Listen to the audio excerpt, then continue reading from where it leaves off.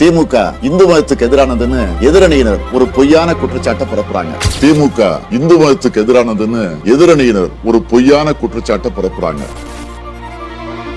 ராமர் பிறந்ததுக்கு என்ன அட்டாச்சு? எங்கடா பிறந்தாரு ராமன்? ராமன் விபச்சார செய்தி, கொசு, டெங்கு காய்ச்சல், மலேரியா, கொரோனா இதையெல்லாம் நம்ம எதிர்க்க கூடாது, ஒழித்து கட்ட வேண்டும். அப்படிதான் இந்த சனாதனம். 100 வருஷ கோயில் எடுத்திருக்கேன். இதே டிஆர் பாலு எங்க ஊர்ல எதிரி தொகுதியில கடவுளுக்கு எதிரா நேரா கடவுள் கண்ணில படக்கூடிய அளவிற்கு இங்க ஒரு உண்டியல் இருக்கா? ஆமா.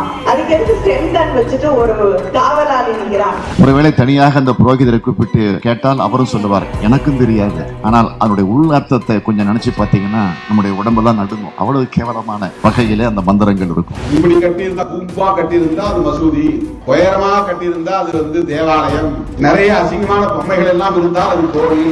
இந்து மதத்தையும் இந்துக்களையும் தொடர்ந்து இழிவுபடுத்தும் திமுகவை ஆட்சியில் இருந்து அகற்றிடுவோம்.